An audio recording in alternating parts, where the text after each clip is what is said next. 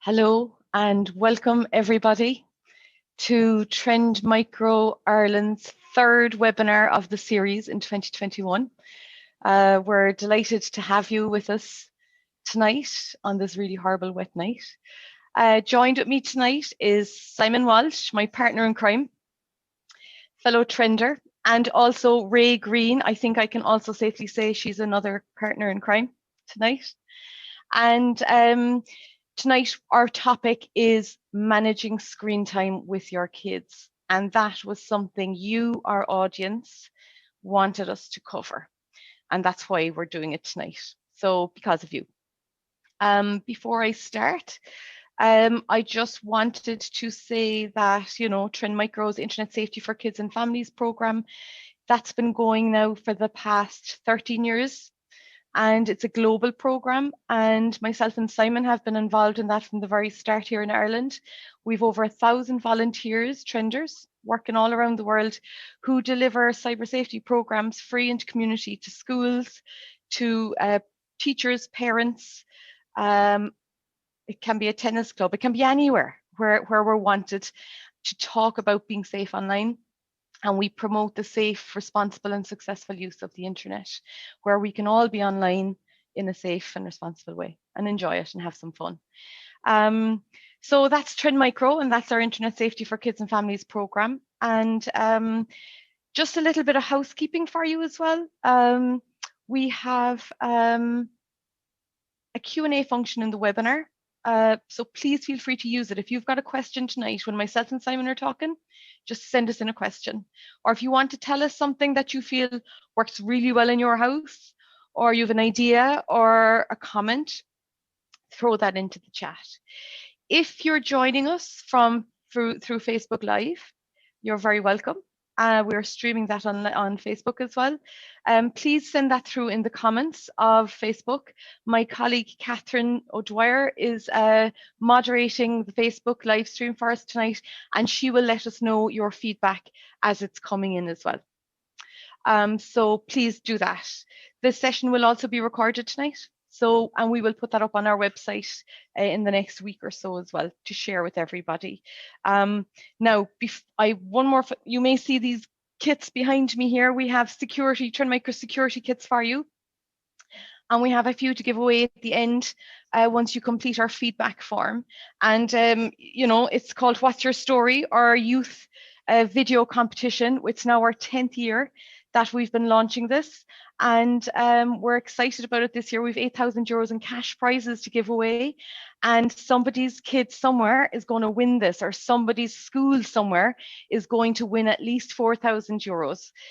So I'll be sharing more about that later, but it's Trend Micro, what's your story.trendmicro.ie if you're interested in looking that up and get your kids involved. It's making a video, so half the nation is making videos if it's not on TikTok. So keep that in mind. Okay, so managing screen time with your kids. Parenting is a challenging role. I think I'm a parent of two kids, a 10-year-old and a 14-year-old, and it's never been easy. It's actually gotten for me more difficult as a parent doing anything, not to mind screen time. And now more than ever before because of COVID, we're all at home an awful lot more, and for the past year, and we've given into a lot of things. We've allowed a lot more things online, and we see, whether it's the rapidly changing technology and the consumption of it. There's a lot of advice online about, the effects of screen use, and sometimes as well there's often differing and inconsistent, guidance on what's best for children online. And that can be confusing because we as parents, and I for one, for sure, feel very anxious and doubtful and guilty, all of the above, when parenting and talking about screen time. And what myself and Simon want to do tonight is talk to you about one, I suppose, our own experience as parents and share that with you, but also what we've learned over the past few years doing the Internet Safety for Kids and Families program, talking to parents, listening to the experts and learning all these years. And also from a guy that we both have a lot of time for. I had the privilege of meeting him, Dr. Michael Rich. He is a pediatrician, and he is also a mediatrician, because he's the founder and director of the Center for Media and Child Health in the Boston University Hospital. And the information he has, just it blew my mind. I've listened to it about 5 times over. When we met with him, we have the recording of it. But what myself and Simon want to do is talk through that as well, because there's research, there's evidence, the scientists, the information that's really accurate that we really need to listen to. And then, you know, I, for one, will never be the perfect parent, but I'd like to think I'm perfecting it as I go along. And that's what we want to do, share information with you tonight about, you know, tips, the science, the information that's out there, and the experience that we have. And we're hoping you let us know too, wherever you are tonight, you know, what works for you and what challenges you have, or if you have any questions. Okay. Simon, anything to add to that there now before we go on? No, I think we'll cover it as we go on. But yeah, just with regards to this guy, Dr. Rich, Avril has been speaking to me about him and the work he's done and continues to do, and the webinar that he did probably a few months back with the kind of founder of this program within Trend Micro. And Avril was there live, and she was talking to me about it for a long time. And you need to watch this. You need to watch this. And I'd be fairly skeptical about that type of thing, but I've listened to it a couple of times this week, and I've read some of the research he'd done, and it's very digestible. It's very easy to read, but it's very good at I suppose kind of putting some type of structure around the questions you might have around managing screen time, and he approaches it in a very positive way. As he says, if you watch that webinar, he's very much a kind of a glass half full type guy. So it's very positive, very digestible. But and so a lot of that, I think, kind of will inform what we're talking about tonight. But as Avril said, it's just us putting our own spin in it.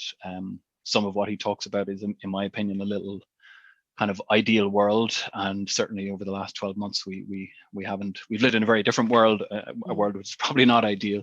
But look, so yeah, so that's look, so we'll go through that tonight. I think it's a very good place to start, at least when it comes to discussing kind of managing screen time and how to approach that, you know. Yeah. And that's the thing about, like Avril said it at the start, I mean, it's, you know, screen time is, you know, it used to be a kind of a playground, but now over the past 12 months it's become everything, right? It's schooling. I know I have a 9-year-old and a 12-year-old boy, 2 boys, and they are both, this evening while I'm doing this, they are doing soccer training on Zoom tonight. Now, if someone had said, you know, 12 months ago you'd be doing your soccer training on Zoom, you'd have laughed them out of the room. But it's, you know, it's great that their club are doing this. They're trying to get them together as a team, but it's just indicative of the world we live in, you know, and that they're doing their soccer training on a screen. So yeah, it's very very topical. And one of mine is on Fortnite, I can guarantee you. And the other, I'm hoping, is having a shower, because I left before I came to the office, I said, you better have a shower. But you know, look, there's control and there's letting go. Okay, so right, we'll start. So myself and Simon kind of went through this for the last week. We just did extra kind of prep for tonight, and we hope everybody gets something out of this. Right, so did you know Cyber Safe Kids? They used to be called Cyber Safe Ireland. Their recent report launched on a Safer Internet Day, and they came out with the report that said that 93% of kids between the ages of 8 and 12 years of age own their own device in Ireland. So that's significant. And I think it's a sign of our times. It is what it is. A lot of them are in school now and they need a device, and, you know, they're expensive.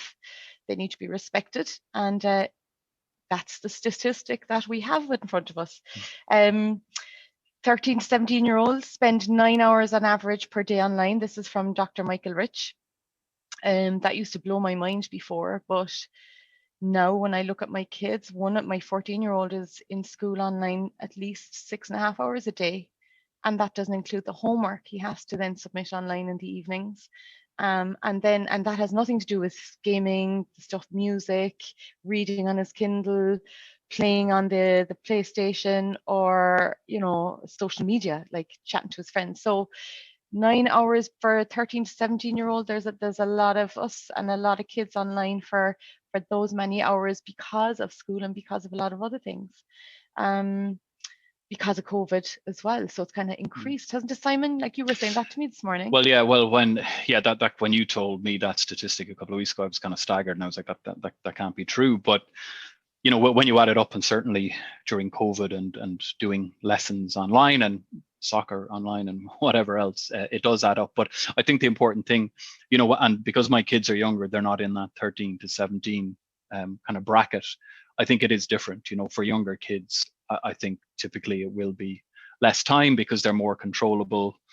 They're in you're supervising them a lot more when they're younger. You're spending time more with them when they're younger. But as they kind of start to hit the teens, in the last 12 months aside, a lot of the time they're spending out of the house, and you can't supervise them. So yeah, it doesn't surprise me that that number is so high when you start to kind of think about it and add it up.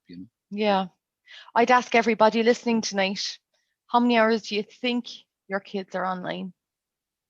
Because whatever you think it is, I guarantee you it's more. It's just, but we'll move on, right? More than half of those teens, 13 to 17-year-olds, Dr. Rich says, they say that more than half of them say they are on their devices too much. And 65% of parents worry that their kids are online too much. Now, this is from the middle of last year. Simon, what did you say this morning about that number, the 65% of parents? Well, it should now be 100%, right? Yeah. So yeah, because of the last 12 months, right? We're all in the middle of this. Well, hopefully past the middle of this.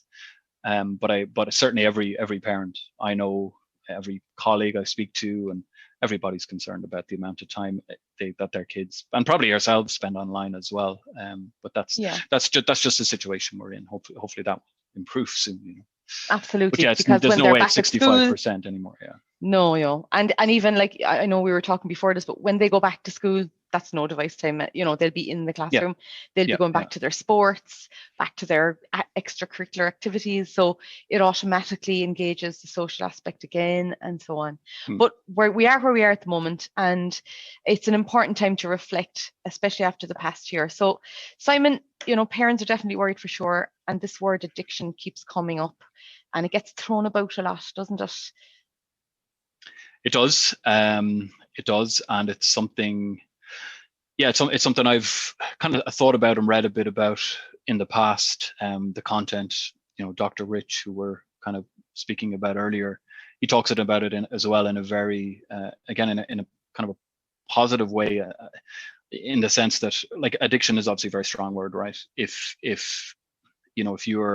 we think of addiction, we think of addiction to a substance typically, or so, it could be alcohol, it could be drugs.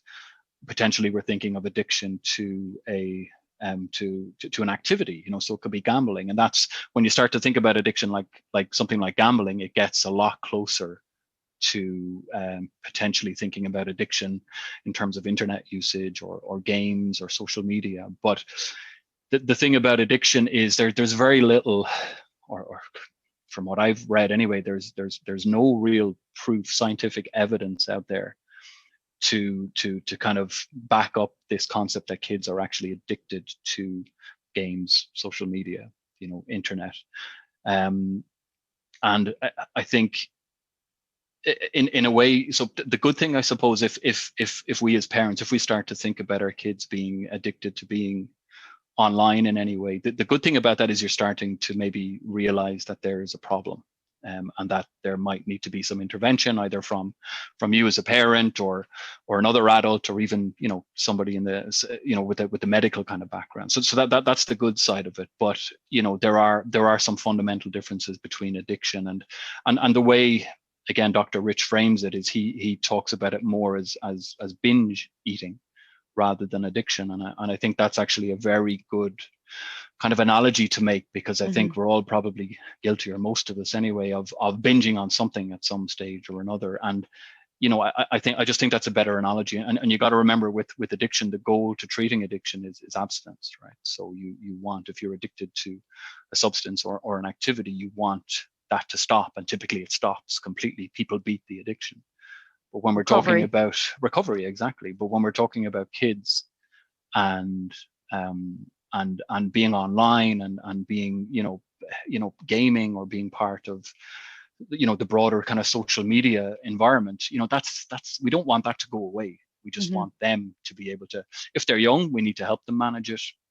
But the ultimate goal, I think, for us as parents with our kids is for them to be able to self-manage that. So there are some, I think, very crucial differences between what you might think addiction is and what we're talking about here when it comes to managing screen time. You know. And I think parents listening in tonight as well, if you are concerned, you obviously have reasons for your worries. And, you know, if you sense that your child maybe is feeling low, or, you know, talk to them about what you see. Just call it, you know, just say, I notice you're feeling low, or when you come off the device, you're this, that, and the other. If that doesn't seem to be getting through, or you're not getting anywhere with that, then check in with their friends, or check in with their friends' parents, just to see, is everything, have you heard anything? Is everything okay? And if you're really worried and there's still nothing really make progress, then we would really strongly recommend that you go to your GP about it, because there is help available.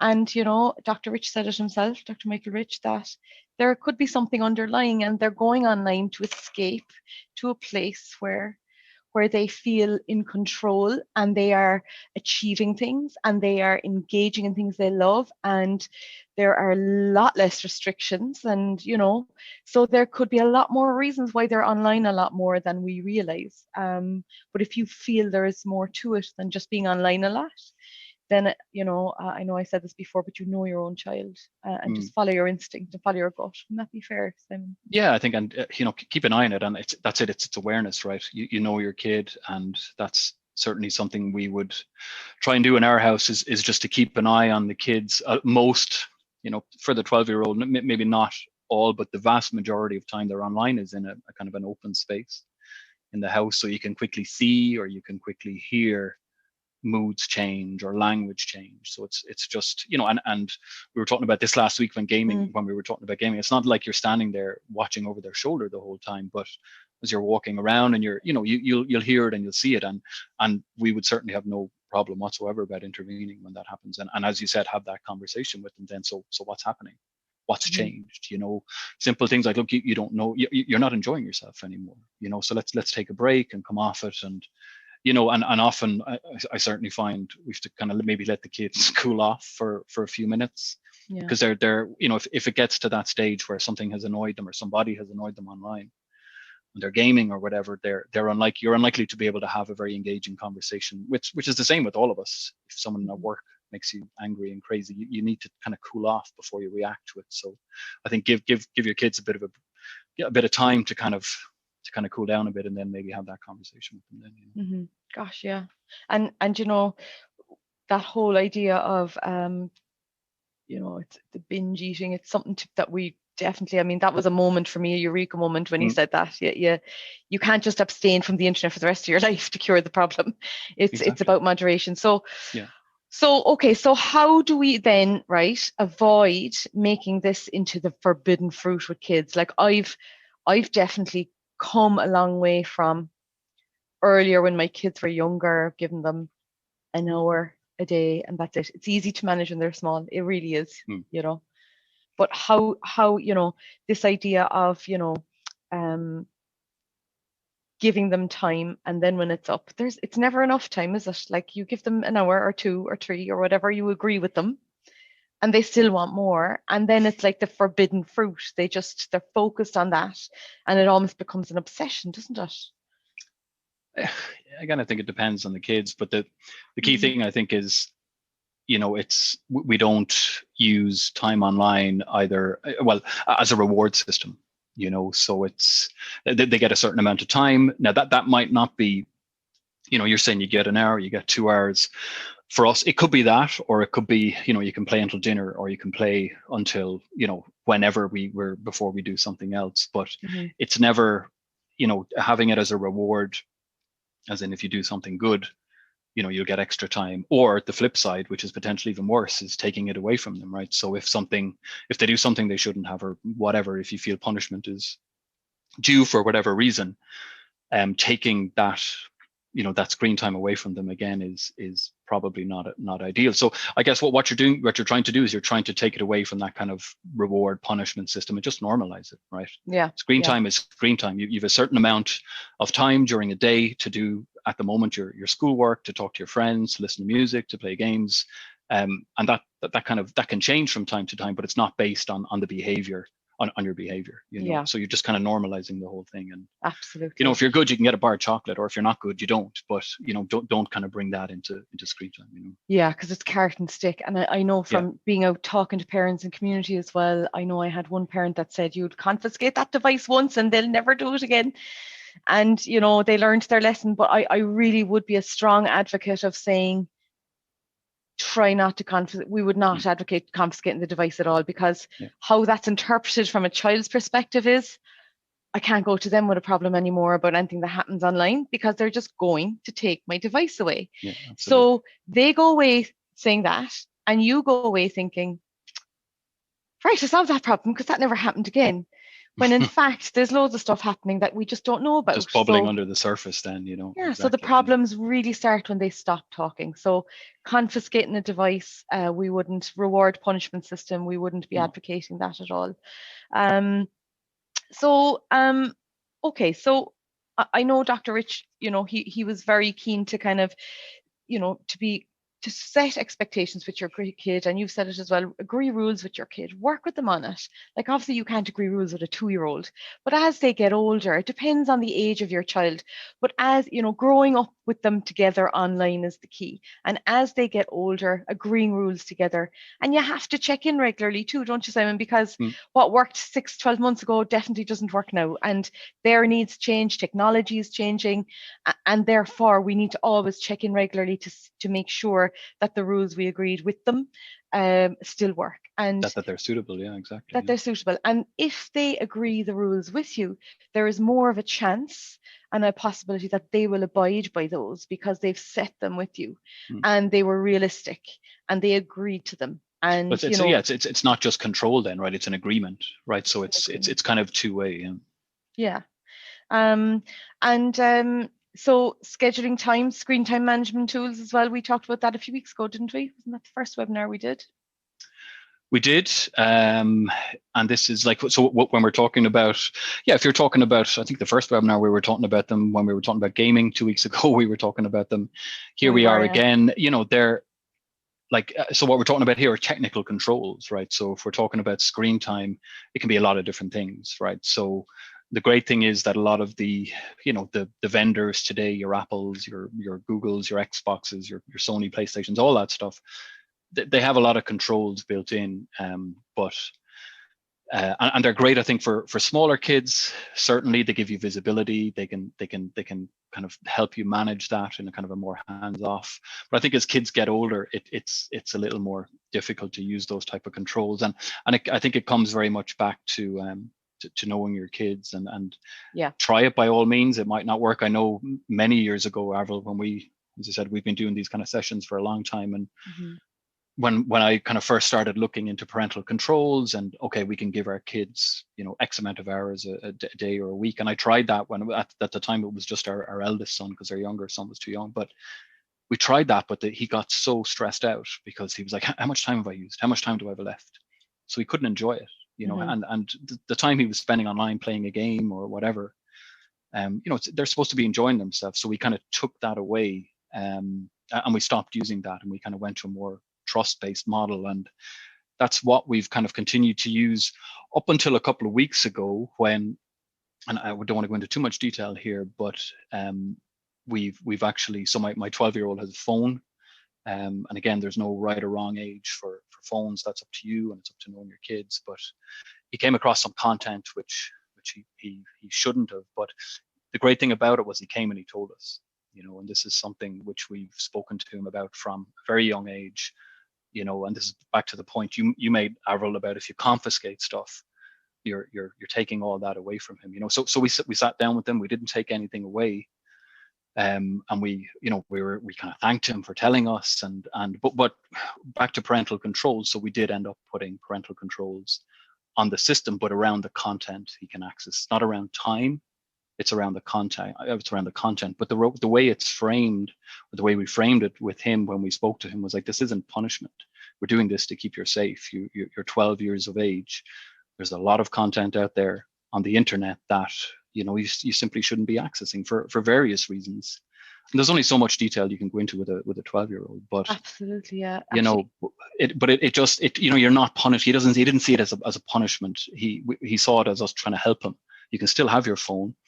You can still have fairly free reign over it, but we need to keep you safe from some of this content. So it's just kind of framing it and like that. And Simon, what you're saying there, and I think it's so important that we stress it, trust. Kids are so smart.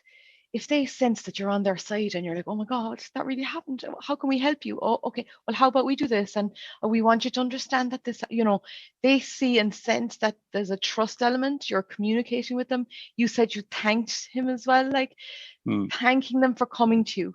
That took a lot of guts for them to come and tell you something. It did. So, I mean, that in itself should be acknowledged. There's a comment here just from someone tonight saying, I discovered a lot of sexual talk on my daughter's phone as it was new to me. I confiscated her phone. She's only 13. And listening to you there, I'm afraid now she won't confide in me. Texting a boy she only met online through a friend. Any advice? So I think the advice there is what we've just said, I think, which is probably, look, you've done that. I suppose, look, you might need to go back and revisit it, and maybe have that conversation with her, but you're still doing the right things, and you're trying to keep her safe. She's only 13. Similar situation here. My son was 12. We were trying to do the same thing. It's just how you approach it. Absolutely. I don't know what you think. Yeah, I'd have a couple of things. One, that something similar happened to me in that I was threatening to confiscate the device. No, I've definitely threatened, when you're pushed as a mother, you'll just, I'm taking that. But I now I don't. But there was a time a while back when I took it away because I thought, no, I'm just taking it away, and I went back and I apologized. I manned up, and I said, I'm sorry. I shouldn't have taken it away from you, because there's no learning there, is there? I mean, you're probably just really angry at me for doing that. And can we get down to why it happened? So, when that happened, so for example, the talk that that mom found on the phone, she's only 13, you found it, and your knee-jerk reaction is to just you love them so much, you care for them so much, and then you reacted, right? There's nothing wrong with saying to them, I overreacted. I just love you so much. I care about you so much, and I shouldn't have done that. We should just sit down and talk about this, because there's a bigger conversation here, and it's about relationships. It's about what you say online. It's about taking screenshots. I mean, someone could take a screenshot of what you said. It could get blown out of proportion. Let's talk about all these things, because I want to be there for you. I want you to come to me always. And I want you to talk to me. And I don't ever want you to be afraid to come to me and talk to me about the things that are going on in your life. And I never, so what I said to my daughter was, I promise you, no matter how rough things get, I will never take your device away from you. I promise. And I can tell you now, last week I threatened. And she said, you said you'd never take the device away from me. And I said, have I taken it away from you? No. And I said, I'm threatening, but I'm not. And I haven't ever. And she said, okay. But she still threw it at me. We agreed the rules. So there you go. When we agree rules, they're thrown back at me too. Contract is there, yeah. It's a verbal contract, but I'll stick to it. So you know what? I would say to the mum that just came in, I would say, use this, your worry. You said you're afraid now she won't confide. Use this as an opportunity to go back and say, let's use it as an opportunity to talk. And here's your device. Or I won't do that again, because that's not the right way. And I'm a parent, I'm learning too. And Dr. Rich says, right, I quoted him here, we have it in our notes. Despite teens' healthy drive to distance themselves from family, parents remain their most important influence and must stay involved, helping them navigate their internet use, balance their time, and stay healthy. And, Dr. David Coleman, he said a few years back, are we afraid to say no as well? Sometimes it's just that balance, but talking to kids and just having that conversation with them. Avril, there's a couple of bits in here. Just One question here is, have you heard about balancing screen time with green time? Or what this concept is about? I haven't heard that. Now I'm guessing it's green time is like outdoors. Yeah. At a guess, I would say it's that, which I don't know. Have you heard it? No. No, but it sounds like a rhymey. You definitely Screen would time kind and of, green time. Yeah, it's good kids would, actually. Yeah, I get the colors straight away, like I get it. exactly. And So you think of green outside and is you think of calm as fields well. and yeah. Yeah, and whatever works. Listen, whatever works. I mean, if you, I think Simon, you were saying you ended up spending half a day outside. The sun was shining with the kids. It was great, but you can't always be outside. You If it's can't lashing always do rain the and you're thing. working, or there's things happen. And it was actually last weekend, and just as the day turned out and the weather, and being honest about it, it's mood and it's everything. But we spent, walking the dog and up in the field behind the house, kicking a ball around and going to the skate park. And my 12-year-old at the end of the day, he's like, "Where's my phone?" And he hadn't had it all day because he was busy, and that's the balance. And I'm not saying, and I'm not telling you to do that every day, because I certainly can't, and certainly not at the moment. We're all at home trying to work and God knows what else. But that's the balance I think you're trying to achieve between screen time and green time. And there's one more question here, which is actually a topic we haven't really covered, but we should, which is, it's a question here saying, what about the teenager that is genuinely tech and computer inclined as opposed to, say, sport?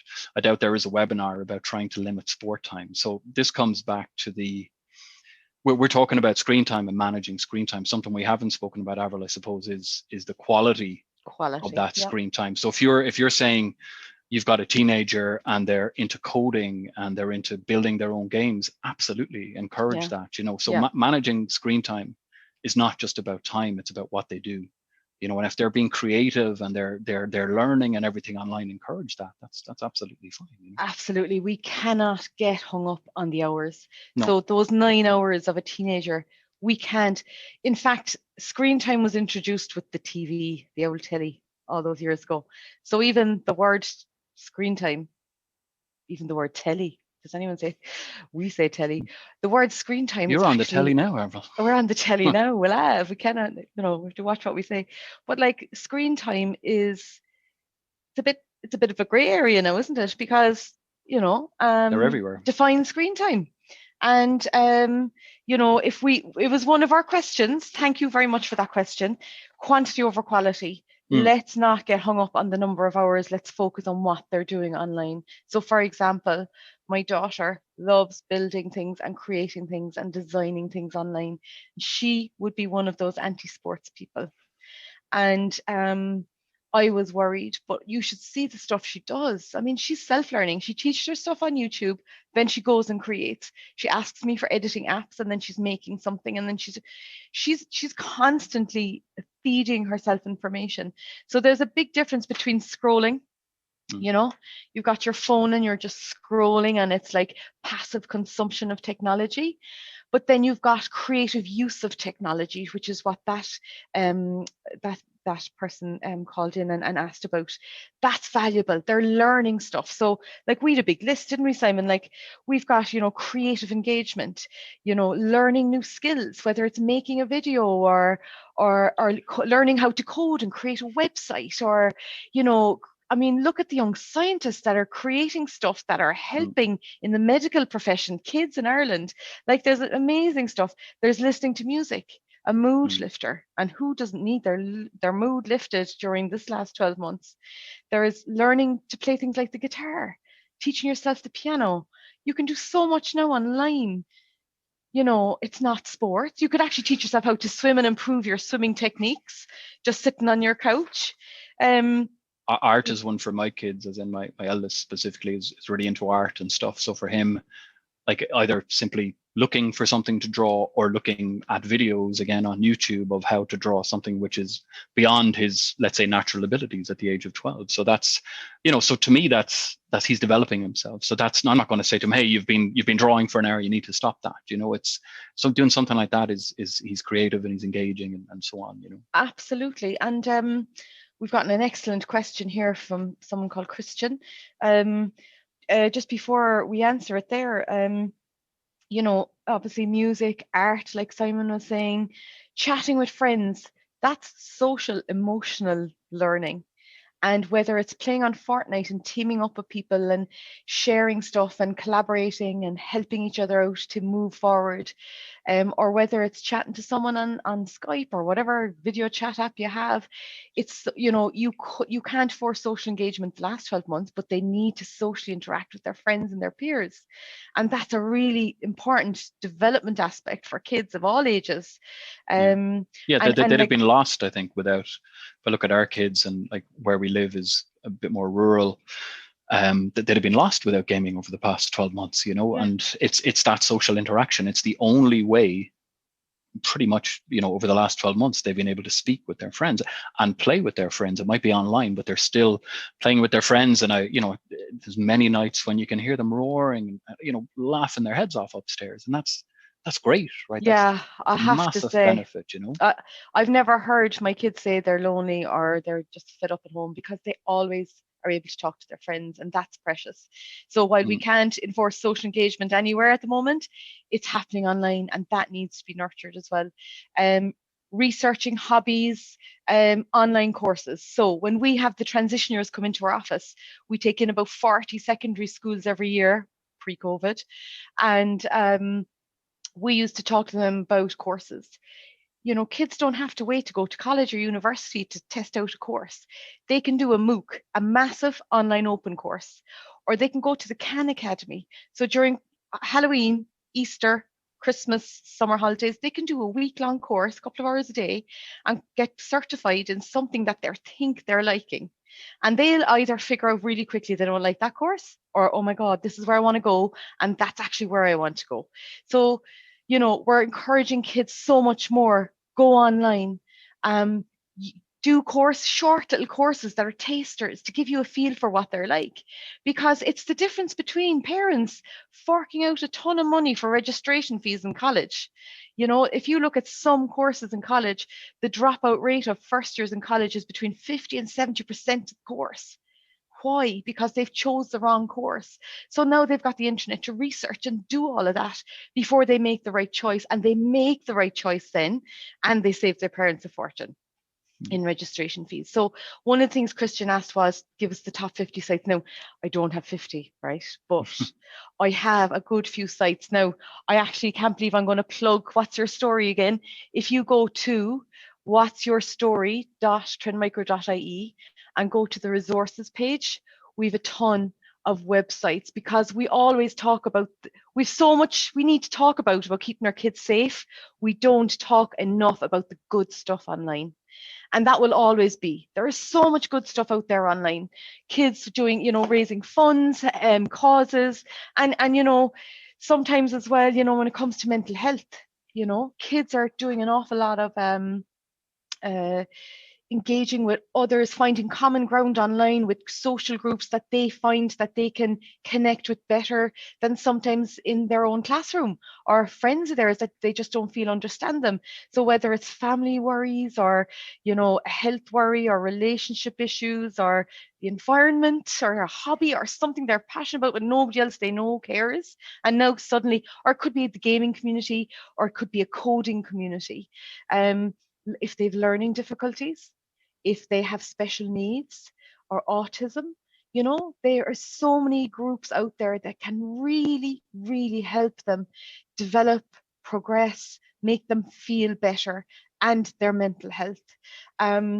And so there's meditation apps. There's so much. Okay. One thing I would say about that that dad that asked us about, there's you never stop them from sporting, but when it comes to coding and developing some amazing technology, life-saving technology, sometimes they just don't know it yet.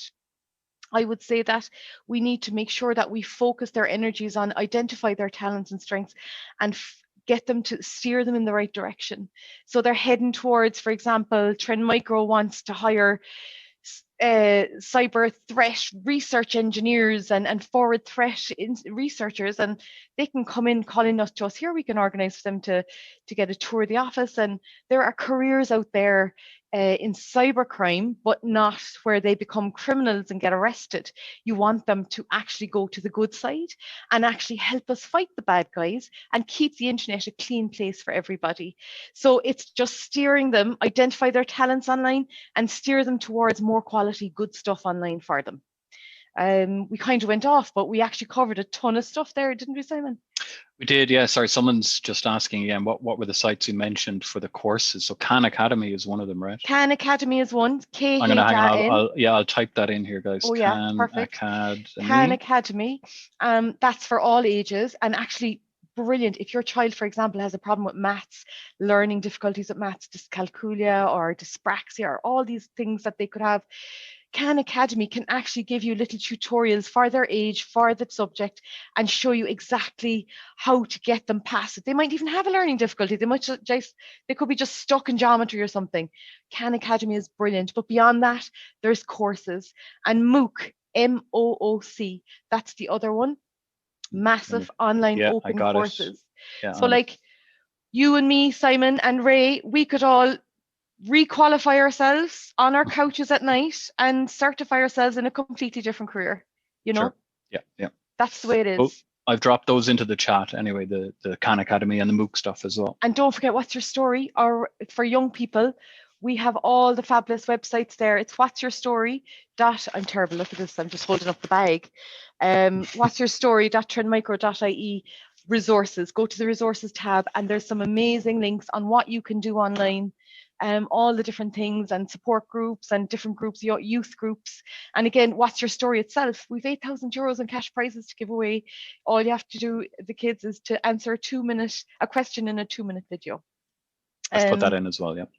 Great. We've plugged that, so my job's done. Job done, yeah. Okay, so right, so what we were talking about, right? We talked about this word, the word addiction. It gets thrown a lot about, and we talked about, instead of using that word, it's about the binging of it.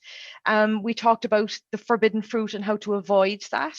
And you know, we don't advocate confiscating devices by any means, and we want to focus on trust and building the relationship. We talked about agreeing rules together. We talked about screen time management tools. I know of a 17-year-old who's actually using screen time management tools. They're using the parental controls themselves because they don't want to be using Instagram for more than X amount of time during the day because they have exams to focus on and it's too distracting. So they're aware of tools that can help them manage their day. We talked about parental controls in the first webinar and the second webinar, and they are the page you went to get the details of this webinar. The recordings are there if you just scroll down a little bit. So it's on Trend Micro, internetsafety.trendmicro.com. Go to that, go to the events page. If you go to the Irish tab, down there you'll find the Irish webinars. The first one we did was on security, and the second one we did was on gaming last 2 weeks ago. I'll share that actual link, will I, Simon, because it's events hashtag Ireland. Let me see if I can, to everyone, attendees, here we go. Right, so that's, if you just go to that link and page down, you'll find the other 2 webinars. Watch them, share them, please do.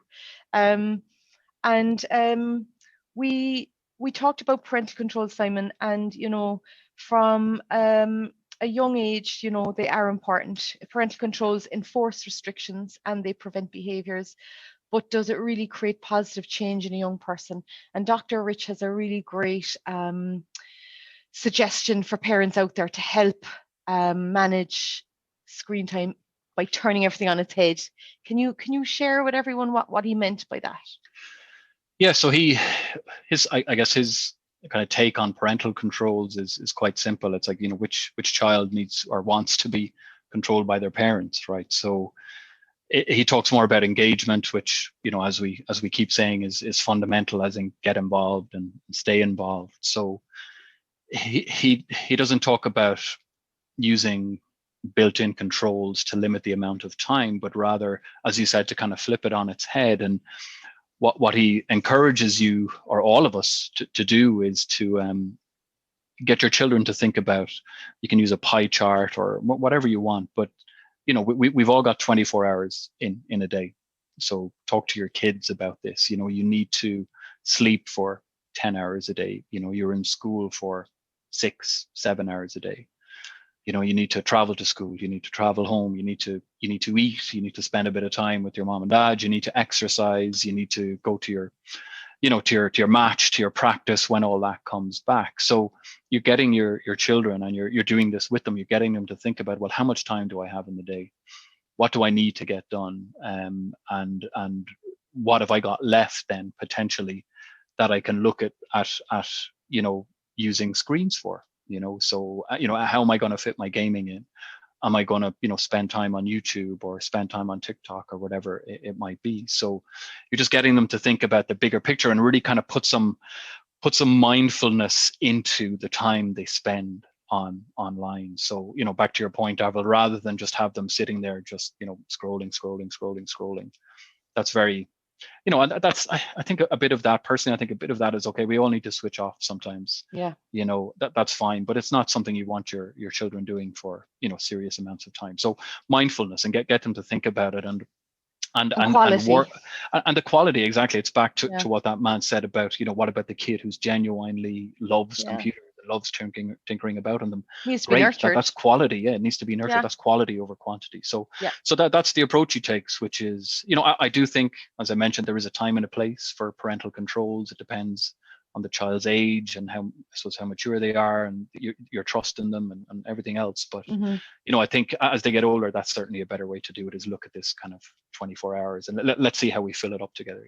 Yeah, and I think the other thing, I suppose, that I take from it is that we want kids, they're going to grow up and we're not going to be around anymore, and we want them to take control of their own, to value their time and to put a value on that time and to know how to use it. So by starting this conversation with kids now, and building out that pie chart or drawing it out, and work just like building rules together, that they create that 24 hours, but you're teaching them to start regulating themselves when it comes to time. Now, obviously, that's not going to happen overnight, but constantly going through it and reminding, going back to it. And what about, you've got all these other things, and it'll be easier when the schools reopen. It'll be easier when the sports grounds open up again, but it still should be there, because this, self-regulation, we want them, when we're not around, to make responsible decisions on their own. So this 24-hour thing, I think, is a great idea. Please try it at home. Let us know how you get on with it. There's another question there, I will just related to this. Is there any evidence that the modern child grows out of extensive screen time, or does it get embedded? So honestly, I don't know the answer to that in terms of evidence. I can tell you my own kids keep telling me we're so sick of Zoom, but that's probably more to do with having to do school on Zoom rather than just sitting in front of a screen. But yeah, I don't know. That was something which was discussed on that webinar with Dr. Rich, and the fact that it's a very good question. The fact that we're all being forced into this screen for so much time over the past 12 months, what's going to happen when we get our freedom back? I think certainly with my own kids, 9 and 12, I mean, I don't see them getting sick of anything. If anything, I think it will be the opposite, because we gave our 12-year-old a phone 3 months ago. So he's kind of going deeper into honeymoon it, period. Honeymoon period, exactly. But because a whole new world, when you give a child a phone, and that's the conversation you need to have with them, your whole world just blows up, right? So I don't know, your kids are a little older, but so my 14-year-old doesn't want a phone. I can't, because I really, it would suit me for him to get a phone, because if I was late collecting him, which I'd be late a lot, I can't communicate with him. But he doesn't want one because he has his tablet. He's like, why would I want that? So, but my 10-year-old wants a phone since she was like 4. So I've got one of each. But I do know what Dr. Rich was saying on the back of the 24 hours is he's like, through the scientific research, and he's a clinician himself, so he's dealing constantly with kids in his clinic that have, they're suffering from mental health things, obesity, weight issues, depression, anxiety, all these different things. And he's saying that, extreme use of technology, there is a level of fatigue. And if you use this 24-hour thing and work with kids on that, the goal with this, turning it on its head, not managing hour by hour, but turning it on its head and helping them regulate themselves, that actually they'll get fed up with themselves and they'll just have had enough of it and they'll start managing it themselves. And I think there'll be a lot of kids out there, time will tell, that will just want to get out once we can get out because they're sick of being in, you know. So let's see what happens, you know. It's something we can help encourage as well, I guess. Yeah. You know, you can, you know, you have to be involved. You have to give your children an alternative, right? Yeah. You know, and this is what I often get at home. If the weather is terrible and you know you're rattling around the home, they're like, oh, there's nothing else to do. But you know, that's why you need to be involved and you need to give them alternatives and you need to get them to understand that maybe the screen is not always the right way to do things. You know, yes, you can play with your friends, you know, video gaming, whatever, but you know, maybe it's better sometimes just to be running around the field with them. So and boredom is a good thing, isn't it? Like I know I've heard that a lot. It's important for your kids to be bored. They can't just pick up a screen when they're bored. But their mind needs to freewheel sometimes. Right? And Tommy Tiernan, we all need that time to space out during the day, you know, and just daydream or whatever. Daydream. So, you know, that's important. Kids need to daydream. We all do.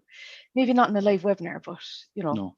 I just posted the link actually because there was a question there if the Dr. Rich is still available to view. So I've just posted the link to that in the chat. Please watch it. Put it on your phone when you go out for a walk and listen to it. I've listened to it about 7 times, no joke. And I still am learning stuff. Maybe I have a very slow memory, but I still get things from it. Something absorbs in my brain every time. And like when you end this webinar, and we'll give out the link on Facebook as well, you'll be directed to our feedback form. Please give us your feedback. And we'll also, when you're on the website, go to the webinar tab and you'll see all the webinars. We've 18. Tomorrow night, I'm moderator, so producer. So my boss is hosting it, Lynette Owens. And tomorrow's topic is Let's Talk TikTok. So if anyone's interested, we have the details of the webinar. If you just go to the webinar page for tomorrow, events are for local events like the Irish one, but tomorrow it's about TikTok. So go to it, and there's a ton of past recordings and the latest ones coming up as well. So one of the things here, so we've, you know, just to close out on, you know, the forbidden fruit and rules and relationship and parental controls and the 24-hour thing. Leading by example is something that we need to be very conscious of as parents and guardians and teachers. So if, you know, being on our devices, and it's so easy because he'll kill me now for saying this, but when my husband finishes work and he sits on the couch and we're all watching a movie and the phone comes out and but it's his downtime because his brain is fried and he just wants to just catch up with family, check in on how things are going on at home because he lives far away from them. And, you know, but to the kids, they're seeing that. And this is what, I don't think he's listening, so I might get away with it.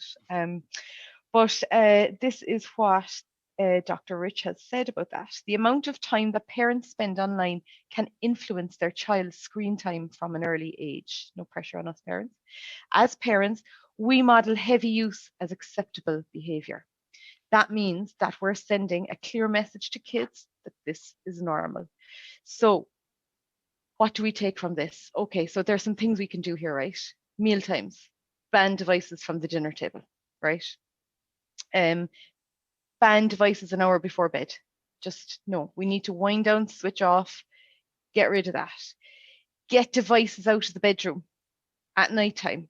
They stay on them, they're not switching off. Get it out of the bedroom. Blue screen. So blue screen is, you know, the blue light that gets emitted from your screen. It actually reduces the secretion of melatonin in your brain. And melatonin is what makes us yawn and get tired and tell the body we need to go to sleep. So if you're looking at the blue screen all the time, it's like drinking coffee. You're going to just keep wired and fired up. And if kids are on their devices late at night, that's what's going to happen. And then what happens when they've less sleep? So they have, you know, they may feel anxious the next day, and they may feel, you know, a bit antsy and cranky. But it also affects, you know, their mood, and it would also affect, you know, their mental health, their levels of concentration in class, poor academic performance. It can actually also affect their self-esteem and confidence. So it can actually spiral out of control. I co-hosted a parent night on Safer Internet Day a good few years ago in Bishopstown Community School. And my co-host was a child psychologist, and she was asked to talk about managing screen time and cyber safety. And she spent 30 minutes talking about sleep. Sleep. The importance of sleep, the value in sleep, proper meal times, and conversation with your kids. And you know, there are things that we're losing grip of, and we need to get back on track with it. She spent Basics, 30 minutes like, right? talking about sleep. I thought she was going to talk, about cyber safety and sleep. She spent 30 minutes talking about sleep. And one thing she talked to me about, which I thought was fascinating. Have you ever heard of Lullaby Milk, Simon? No. So wait for this now. Wait till you hear this. Maybe Ray has heard about it. So you can get it in the supermarket. I've seen it in the milk refrigerator. Cows that are milked late at night, the milk has higher levels of melatonin. And that helps you sleep because you're consuming melatonin in a natural way from cows that were milked late at night, and it's highly effective. I met a woman in the supermarket who said a relative of hers was a cancer patient, and this was the only thing that helped them get to sleep.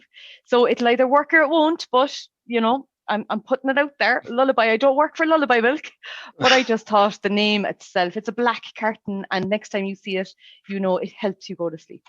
The poor now my cows. daughter, Billy says the poor cows. Yeah. my daughter said she had it with a slice of chocolate cake, so that didn't work very well. So do not eat it with sugar or sweet things. That doesn't work. But you know, so be conscious of the blue light. You can go into your settings and turn the blue light off. And manage that as well. Yeah, you can automate that, so at a certain time of day. So I have it on my laptop as well. If I need to work of an evening, once it hits 9 o'clock, it'll reduce, and the blue screen will or the blue light, sorry, will be reduced. So you can switch that on but for young kids anyway, they shouldn't have them that late at night, obviously. No. Anyway.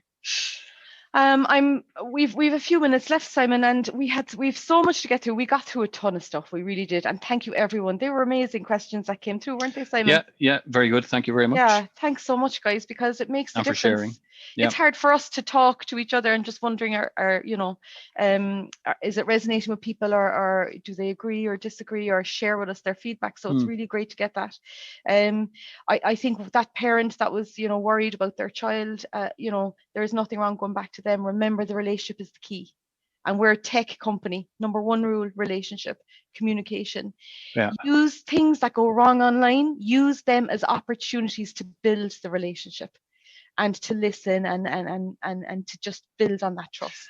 And I said, that's a good point about it. Like when we started doing this many years ago, there was a lot more focus on technology, and I think that comes from us working for a technology company, internet security company. But that's one of the things, and we've spoken about this, that I loved about the program, is that it's shifted very quickly and very much into a much simpler conversation, which is around the kind of basics, parenting basics, which makes it a lot easier to understand and to take action, where you don't have to understand the parental controls or the privacy settings of something inside out to be able to help your child.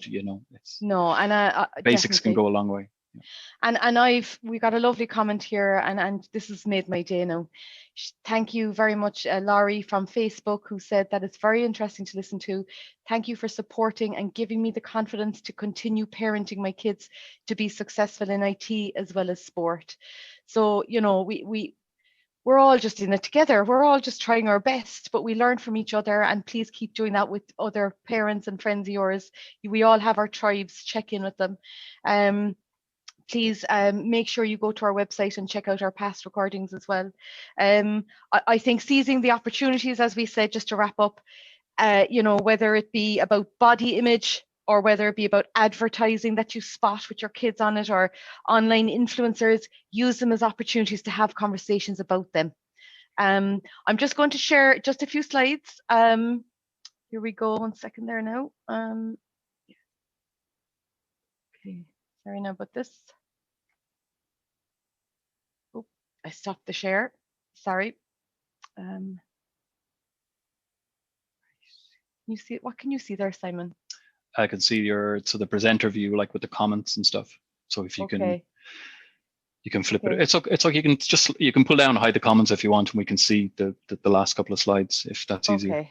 Can you see that now? We can still see the comments. You'd have. Okay. Let me see. So if you go to display settings, you should be able to flip it around. Yeah, swap presenter view and slideshow. Yeah, click on that. Yes. Yeah, there you go. Perfect. Yeah. Does that work? Okay. Yep, See, perfect. I'm still getting things wrong. So to summary, thanks, Simon. So the 24-hour rule, don't forget that 24-hour exercise. Don't forget the settings. Don't forget quality over quantity online. And don't forget the relationship. I think myself and Simon looked at this morning. We were like, yeah, these are the key things, really. Aren't they, Simon? Yeah, 100%. Yeah. Yeah. This is the feedback form. When you hang up on us, you're going to be redirected to this website. This is our website. You see here, if you give us your email address, just throw it into the comments box at the bottom, anywhere you can put it in. If you want to be in, and we'll put you in the raffle for the security kit, which is maximum security for up to 5 devices in your home for a year. And there's a few other goodies in there as well. If you go to the webinars page, that's where you're going to find Dr. Rich's webinar interview, which is fascinating. It's the one called Dealing with Screen Time Challenges. If you go to the events page, go to the Irish tab, you'll find our past recordings that Simon and me have covered on security and safety, on gaming, and tonight on managing screen time, and the resources as well. This is where you'll find a lot of top tip sheets on everything, which covers all of these different things. And the one you're looking for tonight is this one, tips for setting up new screen time rules. I'm so sorry now, I'm after forgetting to spotlight our Ray? lovely Ray. So I'm sorry about that, Ray. I need to just try and do that there for, how do I do that? Gosh, I'm that awful now. I'm going to just stop my screen share. Sorry. Yeah. Spotlight Ray. I've just spotlighted you now, Ray. I'm really sorry about that. I did it again, and I swore I wouldn't do it this time. I messed up. Sorry about that. So okay. So so this is the slide. These are, go to that slide. Do you want me to go back a slide, Ray, just to show everybody on the previous slide? Will I? Sorry about that now, Ray. Okay. So this is the slide where you're going to be brought to do the feedback form. And when you're here, give us your email address and we'll put you in for the raffle for our security kit. And we hope you do, because we love sending out security kits. They cheer people up during lockdown. We got lovely feedback. And you see the first circle on the top is the webinar tab. Go there. That's where you'll find all past webinar recordings with my boss, who's interviewed the most amazing people, including Dr. Rich. And the events page, if you go to the Irish tab, you'll find our past recordings where we've covered security and safety, and we covered gaming, and tonight's one we'll put up there too. And please share it with others. It'll be up there for everyone to look at. And then our resources page, which we've just showed you there. Top tips on all these and much more, free for you to download. It's all there for you. That's what this entire program is all about. This is just the Family Digital Wellness Guide that Dr. Rich, myself and Simon have brought you through tonight. And this is the question, on Dr. Rich, that's on the website. So you'll find all that information on our website that you'll be brought to after this. And our competition, that's the question we asked. If you know any kids, primary, secondary school, that like making videos, get them involved in this. They could win €4,000. The closing date is April 20th. And finally, we don't know whether we're going to have another webinar or not. It's up to you. Should we have another webinar? What should we talk about? You tell us. If you want, right now, we don't think we're going to have another webinar for the moment. We're just going to share out the past recordings on social with people over the next few months. But if there's something you feel you want us to talk about right now, if we've a lot of demand for it, we will do that in 2 weeks, myself and Simon. So put it into the feedback form if you want us to cover something. And if not, we will be in touch again. We we will share more information out. Follow us on our Facebook and our Twitter pages, Trend Micro Europe on Facebook and on Instagram, and Trend Micro ISKF on _IE on Twitter. And follow us there, and you can always contact us. I'm just going to stop sharing the screen because I want to thank everybody who's joined us, not just tonight, but in the previous couple of webinars. We've had some great, amazing engagement, really wonderful questions, really great feedback. And Simon, it's been a pleasure. Thanks so much for your time. It has indeed. No, thank you. And look, thanks everyone for listening, for the questions, for sharing. Makes it much easier to do this. Great. And Ray, I mean, thank you so much, because we're delighted to support and work with the deaf community in Ireland, and we're slowly being taught sign language as well. We're not great at it, but we're getting there. Okay, so thank you, everybody. Thank you, Thanks, Ray. everybody. Thanks, Simon. Good night. Take care, everyone.